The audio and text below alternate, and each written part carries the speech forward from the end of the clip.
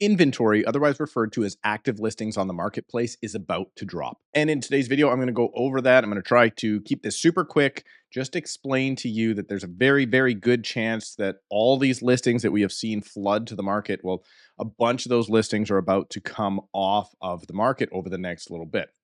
This is nothing crazy. This is not, hey, we're going to go back into a shortage of inventory. This is not prices are going to go up. That's not what I'm trying to say here. But I do want to show you that inventory is about to change.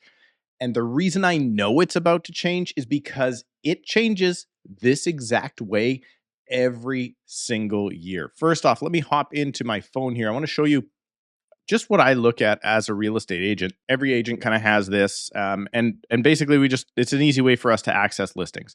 Now, the first thing I notice when I open up my home spotter, we call it, when I'm out there with clients or doing an evaluation or driving by a sign and wanting to know what's going on with that one particular property. When I open this app, right now what I'm seeing is a lot fewer new listings to the market. And you could say, well, of course, that's because it's summer. People aren't interested in coming to the market in the summer. And generally, that is true. But what I look for when I open this is how many solds there are. Now, currently, I have solds off. So I'm not going to be kind of skewed by how many solds are on the marketplace right now. What I want to look at is the green listings, which are the active listings on the marketplace. But in particular, I like to look for something like this. See that little white and green dot? That means that that listing is new to the market within about 7 days. And this other dot that's here, this one that looks like it's got a little calendar piece in the middle, that means that there is an open house on that particular property. So what I'm starting to see is a lot less of those little green dots, meaning new listings are slowing down to the marketplace. There's still a lot on the marketplace right now. There's more than we've seen in the last, oh geez, I don't know, 10 years or something like that when you actually look at the amount of inventory on the market. But realistically, this is about to slow down. And if not just slow down and the amount of new listings slow down, but we are going to see listings come off of the marketplace. So just for a little bit of reference, let me take you here now away from my phone and into my desktop.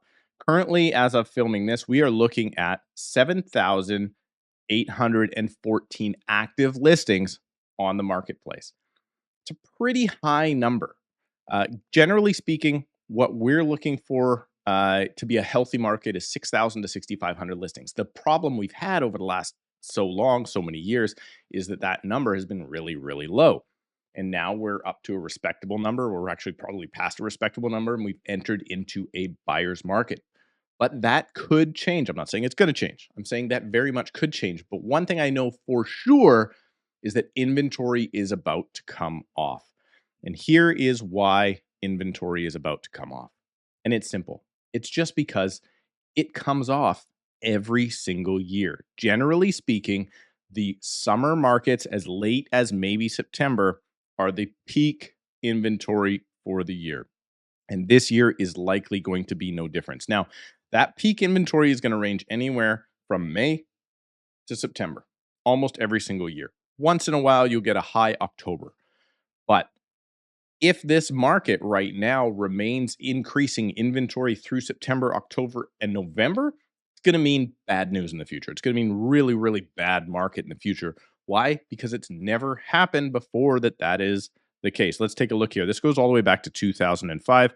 May is the peak of the market. Next year, October is the peak of the market. Now, October being the peak of the market in 2007 makes sense because we had the financial crash in 2008. So, for instance, if October or November this year is really, really high inventory, that's not going to symbolize good things for the future.